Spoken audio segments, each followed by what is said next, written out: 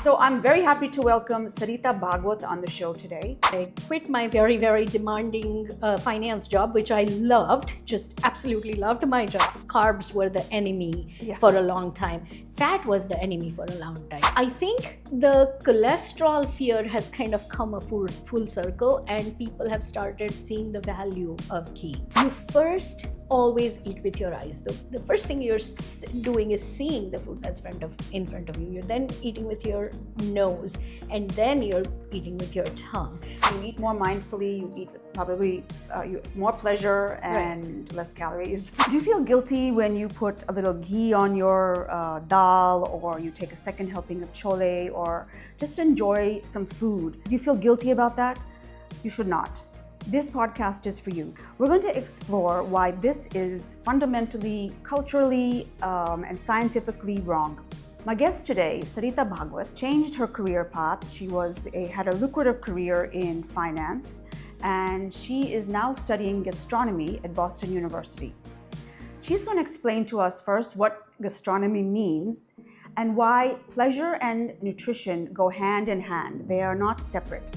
Our grandmothers knew this way back when, and we're going to explore the synergy between pleasure and nutrition, so you don't need to feel guilty anymore. Welcome to the Rita Show, where you find information on M&M, Mind, Nutrition, Movement. Information all backed by science.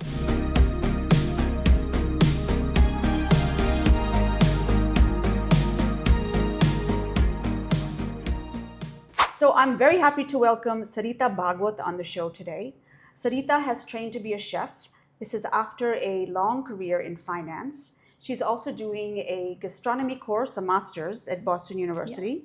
And tell us about your journey, Sarita. Great. Thank you. First of all, happy to be here. I'm a Puneite, born and brought up in Pune. So doing anything interesting, which one of these, the breathing room is just amazing. So it's very fun for me to come and do something here. So a little bit about my journey. I grew up in Pune, went to Boston in my 20s with my husband, raised 2 children there, worked at a mutual funds company for the last 10 years of my career, and then actually had to pivot and take a break about 3 years ago for personal reasons, parents getting ill, a lot of NRIs struggle with that. And so I quit my very, very demanding finance job, which I loved, just absolutely loved my job. And was very good at it. Yes, I loved it. When you love something, you get good at it. And I really did like what I was doing, but it was a tough decision. I took a break for a year or so. And what led me to food was I've always been a foodie. Always cooked. My grandmother and my nanny, who's still with us 45 years and counting, have both been very influential on my culinary journey. So I had always had a passion for food. And when I took this break, I sort of closed my eyes and said, what would I love to do if I didn't have to go back to the corporate career, which, life stage, kids were grown up.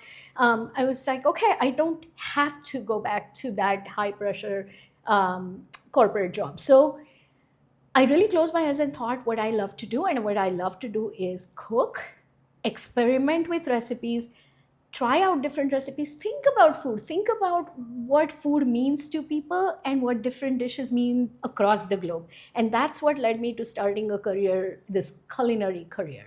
Okay. So the word gastronomy, or the concept of gastronomy, a lot of people don't know what it means. Yeah. So take a samosa and explain to us what gastronomy is through a samosa. Great. I love that question. And samosa is one of my favorite examples to use. So essentially, most people have heard the term culinary, right? So culinary is actually hands-on active preparation of food. Gastronomy is studying the relationship between food and culture. And I think samosa represents that very well. So if you think of samosas from a culinary perspective, what you're going to think about is, okay, what's the covering? What am I going to use for the cover, for the dough? What am I going to use for the filling? How am I going to shape it? The actual hands-on preparation of samosas. Now, if you're looking at it from a gastronomy or food studies perspective, a samosa is something that is represented in one version or two in multiple countries, right? In Portugal, for example, there's something called chamusa. You and I tasted them recently. In all Argentina, parts, the empanadas. empanadas. So everybody seems to have this handheld version of a fried dough filled with yummy filling. So studying what this journey has been for a samosa, why does every culture have a version of samosa? What does it mean for somebody to be able to have this fried little handheld food given? Who makes it? Who has made it? How has it evolved? What does that mean for the way people in different countries consume it? Is the study of gastronomy. Okay, nicely put. You know, even on the New York Times crossword, they had some Indian a clue, and the answer was samosa. Yeah, of course, it's mainstream. It's mainstream, and you find it at every single party and every single Indian restaurant in pretty much all over the globe. Yeah, I would say. Yeah. So a lot of people think gastronomy is like an indulgence and nutrition is a restriction. How do we combine the two or bust that myth? So to me, it feels like restricting anything or overindulging in anything both could be detrimental to our physical and mental health, right? Once in a while, sitting with a big stack of French fries or a big loaded Naturals mango ice cream. Indulgences have to be indulged in once in a while. But thinking about gastronomy or culinary preparations does not mean that they are not nutritious or not good for you.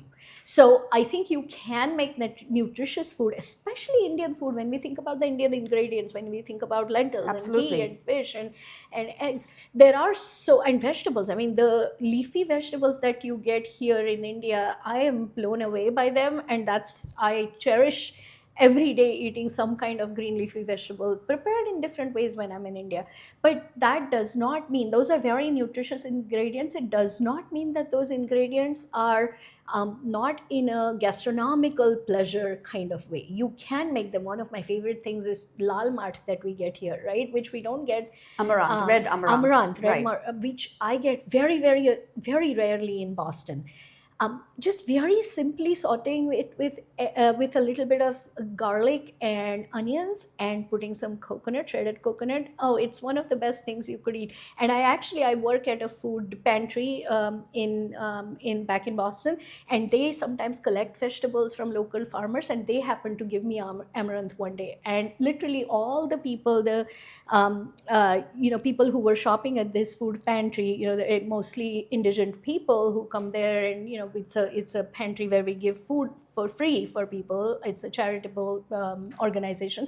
I was giving them these recipes because they saw this fresh amaranth, didn't know what to do with it, and it was such a fun, joyful thing to do. And that's the key to health, is the fresh food, right? Rather than the other canned foods. Yeah, canned food has its uses. I would not knock it down, but you're absolutely right. Many times at the pantries, they give a lot of canned food. And when there are fresh alternatives, why do that? And just because you're eating hearty vegetables, it does not mean that they're not tasty, and you don't have them prepared in a gastronomically wonderful way. Yeah, I even had at a restaurant, and I do it too now, when you make a salad, you put a few amaranth leaves in there. Lovely, right? Right?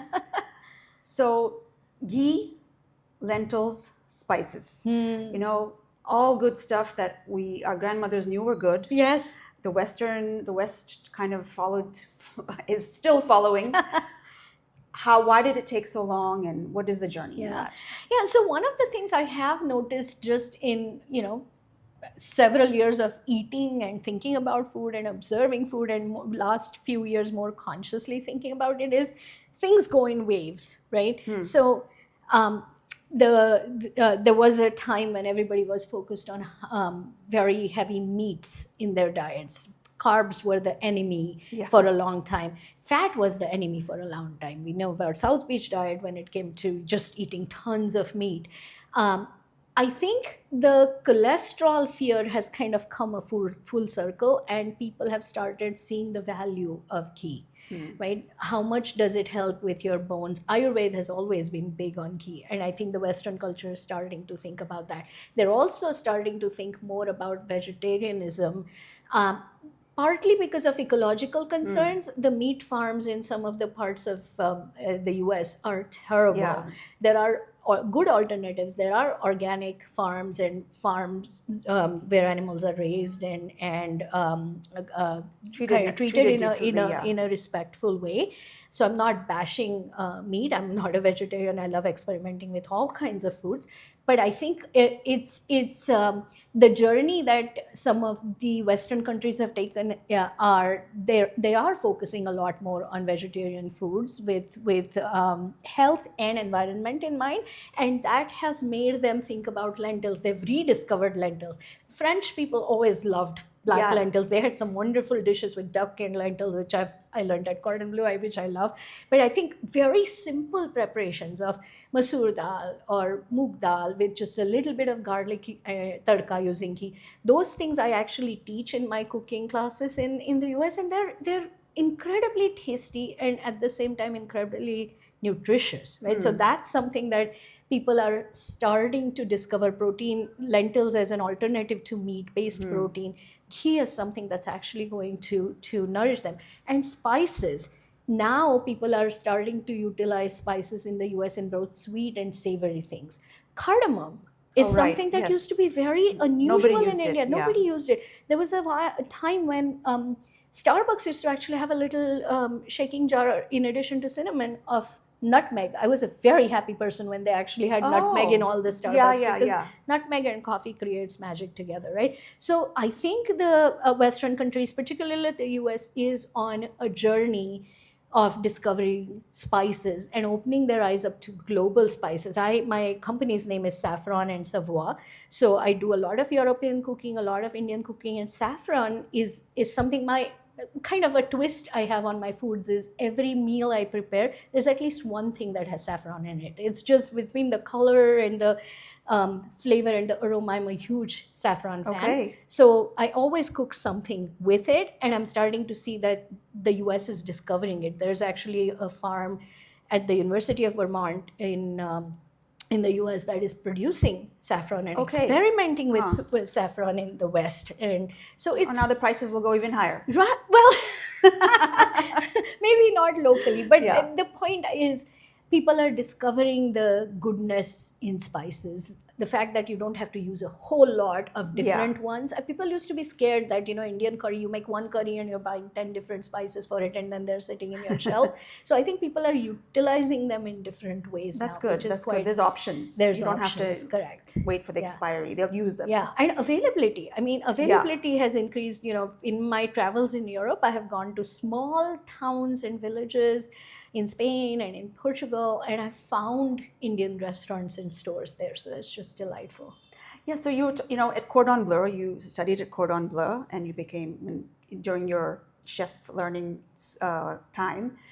So how did you learn to enjoy food, not just through taste, maybe through your eyes or the smell, and explain that experience? Yeah. So it's something that I had always felt instinctively, but in Cordon Bleu, one of the things they talked about was you first always eat with your eyes. The first thing you're doing is seeing the food that's in front of you. You're then eating with your nose, and then you're eating with your tongue. What that means is really we need to think about all three of those senses when you put a meal together. That does not mean that you want to do MasterChef artistry and start squeeze bottles and little forks, tines to decorate your food. That's not what I'm saying. All I'm saying is that keep your counter space clean when you're cooking. So when you're serving, the food will be served in a clean way. There's a concept that we learned called en mise, which means just everything in its place. Okay, and mise. So when you're cooking, you're basically organized. And think about how many arguments I have with my multiple bhais in India when I'm trying to explain this concept. That just keep your surfaces clean. Use different knives and different cutting boards when you're chopping things. So you can have everything in its place.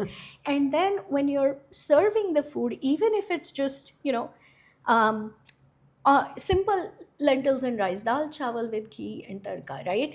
Just put it in a visually pleasing, clean way. Yeah. One of the things I loved my mother-in-law, but one thing I used to argue with her about was she would just take a little plate that she had cooked in or covered a pot on. She would eat her meal in that. I'm like, no. Take a minute to sit at the table and take a clean plate and serve yourself in a visually aesthetic and pleasing way, right? And I think that goes a long way to help digest the food. It helps you enjoy the food. Also, if you're taking a minute to see what's on your plate, you're actually taking a breather and going, okay, it's like yoga, right? Yeah. You would say it's like yoga. Just take a deep breath to enjoy the aroma of the food. Let your eyes enjoy it and then eat it. So, especially for the women who are listening, a lot of times we take shortcuts and we're at the end of the day and we just want to, don't want an extra dish to cook. So, but take the time. Right. It goes a long way. You eat more mindfully. You eat probably more pleasure and less calories. Right. So that it does help. Yeah, that's a really good point, because in the corporate world for 20 years that I spent, first 10 years in consulting, then 10 years at a finance company, eating at the desk was a norm. And I think even now, everywhere in India, right. And it's fine. I think it's okay if that's what your workday dictates, but take a little tiny breather to just look at the food you're eating and take those 3, 4, 5 minutes to enjoy it, just to help with your health and digestion. Right. And don't do anything else when you're doing that. No checking mail or doing something. Just eat, and not much time. If you can't afford the time, 5-6 minutes, and enjoy that. Absolutely. Food, right?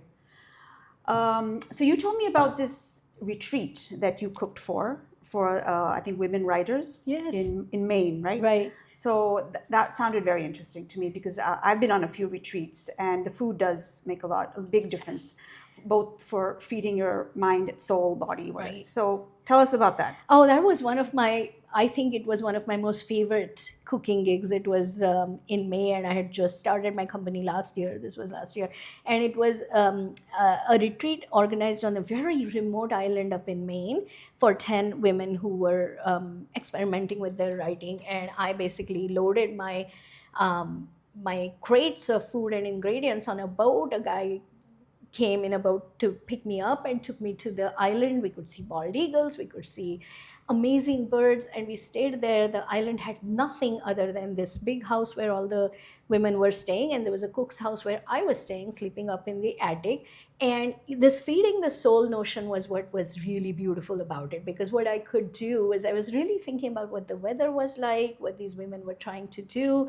We welcomed them with a British high tea, which of course had my fresh baked scones and a little bit of samosas. I had samosas there, because you can't have tea. You need something savory with somebody Indian without samosas. So and then I experimented a lot in the meals that I served to them. I made a tomato sour, which I called consomme, because it was a very clear tomato broth, no coconut milk.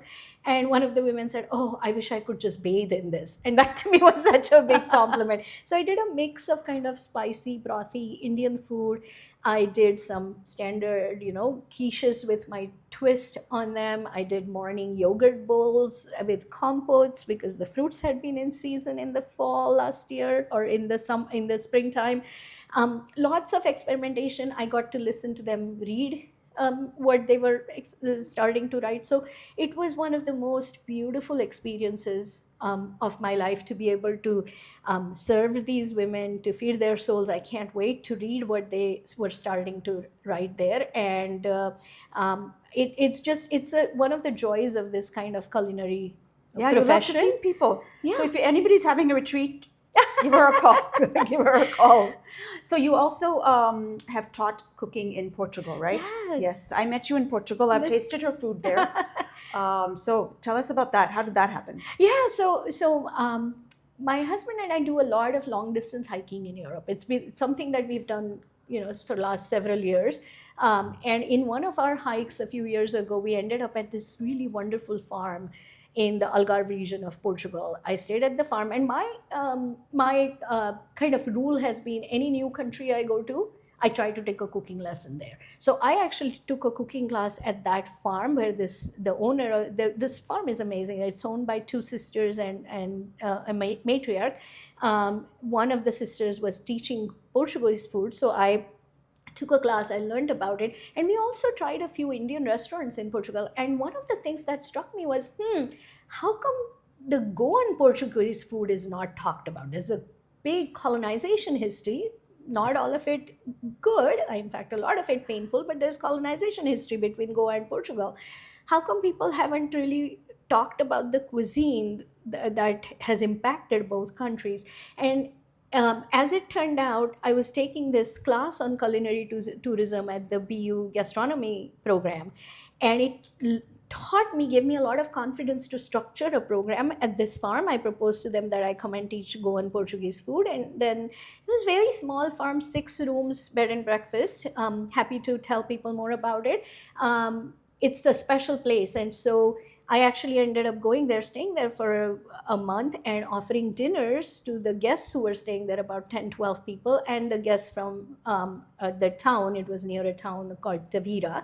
So I cooked a few meals, and I also taught Goan Portuguese cooking classes. Most of the audience, customers or whatever guests were actually expats who had moved to Portugal or were visiting Portugal, British people, Dutch people, lots of German people, and they really appreciated both the cooking class and the meals that we provided. It's a nice combination. Right. Yeah. So what we did was Portugal has a very traditional dish called kata plana, which is like a kadhai turned upside down on 2 sides, and we cooked vindaloo in that kadhai using Portuguese techniques, very fresh local ingredients, but spices I had brought from India and from Boston, and some of the dishes that are heavily influenced by Goa. So Kaldeen, we made a vegetable Kaldeen, you tried that, and we had some tonak, we made vindaloo, we made shakuti, and then we used the local fruits from the farm and made some chutneys out of them. And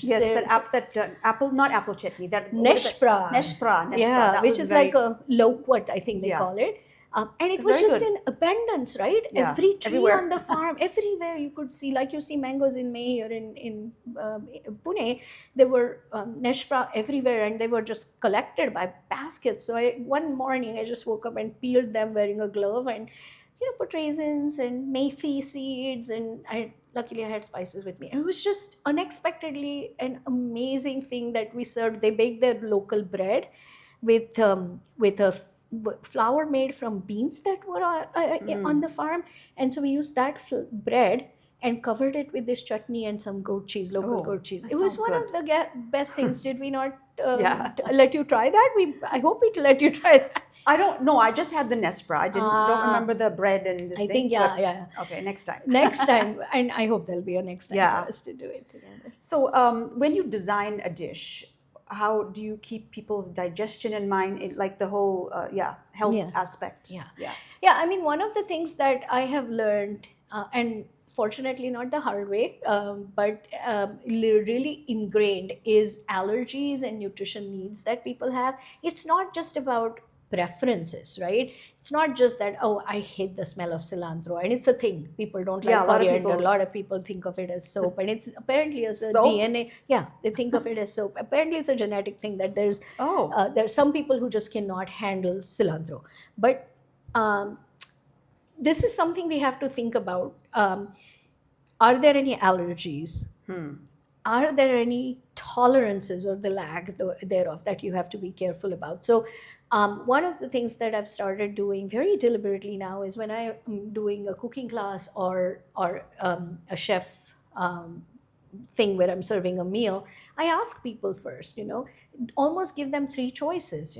I'm allergic to this, I don't like it, just have an aversion to it, or I prefer not to eat it. And generally people respond to those choices, and that helps me cater and craft a menu that's going to work. So Sarita, let me ask you about MasterChef. Yes. It's big here. Everyone's watching right now. MasterChef Australia, I think, is the popular one, right? But people aren't cooking. They're just watching these shows. How do we get them to cook? And what's your take on MasterChef? Do you think it's Like, do you like the way they do it? Do you, and just Yeah. your thoughts on that? I mean, MasterChef and beyond, I'm a huge fan of a lot of cooking shows. My boys and I used to watch, when they were younger, we used to watch cooking shows. MasterChef has been less prevalent in the US compared to here. So there are other shows. There's a show called Chopped, which is pretty aggressively American, where basically other chefs are chopped off. Ramsay? Is that Gordon Ramsay? No, okay, it's Chopped is another one. Yeah, it's and then there are 3 chefs who judge people, and then you keep getting, it goes, America's Culinary Cup, which is Padma Lakshmi's latest show. They just finished it, which is more geared towards chefs. I love watching MasterChef because I like sort of home cooks kind of experimenting and creating magic. Right. I also like shows where they're more collaborative with each other. They're not mean. Yeah, they're mean. Right. And one of the shows that I love is British Bake Off, because they help each other a lot. There's just more of a pleasant feel to it. What's funny is when I teach a big cooking class, right? People always refer to these cooking shows and they always say, oh my God, I'm feeling like I'm on Chopped. Oh my God, I feel like I'm on MasterChef. And people's creativity and juices just start coming up. When they're under pressure? When they are cooking in a group, right? Okay, yeah. It's community. It's community. Right. And I think what's also fun, which I have learned in the last few weeks or few years of running cooking classes, is there's a huge spectrum of skills and interests, right? I teach typically at our community education center a class of maybe 12 people. So they're divided into groups of or pairs, right? And you're cooking in pairs. And as I go around watching my students cut things or, mix spices, I can see that there are people who just have that instinct and will know how much to adjust the flavors or how to chop an onion for a particular dish. But then there are people who really want to do this and may not necessarily have that instinctive feel. Intuition. My feeling is that whole spectrum of people, skills, passion, interest, actually, you have to have a tiny bit of interest. But if you have even a tiny bit of interest and no skills or no instinct, as you say, you can still cook. And that's when you take more help of recipes. So one of the things that I've learned partly through the Boston University Gastronomy program and partly through my cooking classes is you have to be very thoughtful when you write recipes. You have to think about how much flex to give to people, how much, how specific should you be, what kind of pans to use, whether to cover something or not. And one of our courses at BU, we have to write some recipes and we test each other's recipes. It was such a fun thing to do because there were things that other students thought of on my recipes that I hadn't thought of, and flavor combinations too. So I do believe anybody can cook if you have a little bit of interest in it. And, right. I would say baking is different, and baking has to be precise. Right. I'm an instinctive cook, so I cook with a lot of instinct and flexibility. And when I teach Indian food, I always say to people, it's very forgiving. So don't stress about whether to put a 1/4 teaspoon or 1 teaspoon of cumin seeds. Right. You're not going to go that wrong. And it's not even wrong. So baking, on the other hand, you have to be pretty precise. I remember I was writing a story on some prawn recipe. So I had my mom's recipe. So I had all the little, ingredients in the dish. And I'm like, okay, thank you.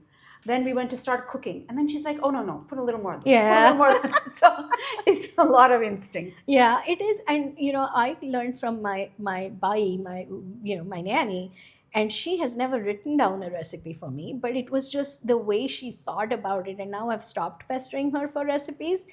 It's funny, I was having dinner with somebody the other day and they were asking me questions about my career and journey. And they said, well, how do you learn all these recipes? And that's when I was like, well, you don't really learn. I mean, it's a lot of instinct. Right? Yeah, and a lot even of practice. if you practice, right? And I think above both those things, it's having an interest in doing it. If you're interested. If you're not, there's always swiggy and Zomato. Yeah, or other ways. Other ways, Cooking right? or having a cook or something. Right, and especially in India. Yeah, but it's a lot of practice. That's what our moms and grandmoms had. Right. They had to, I mean, out of necessity, they were in the kitchen. Because nobody else was going to do it. Or at That's least they had to be on top of things. Right. So they had to manage and so it's a lot of practice. Yeah, and even with bhais, I think it's wonderful to be able to just tell somebody to make something. It's also wonderful to partner in the kitchen with the bhais. I'm hoping our bhais feel that way. No, they do. Sometimes you have to. Meddle around. Yeah. Sarita, thank you so much. This has been like a fascinating conversation. Luckily, we're going to lunch after this because I know, I can't wait. If somebody wants to find you, let them know what it is. I'll put the information in the show notes, but tell us. Yeah, so my company name is Saffron and Savoir, one word, and Savoir is spelled Savoir, which really means knowledge. And the name is because saffron I'm very fond of, and Savoir is really knowledge about food, and I do a lot of French, European cooking as well. Hence, saffronandsavoir.com. You can also find me on Instagram at saffronandsavoir, and on Facebook as well. Great. So, Thank you so much. Thank you. Thank you.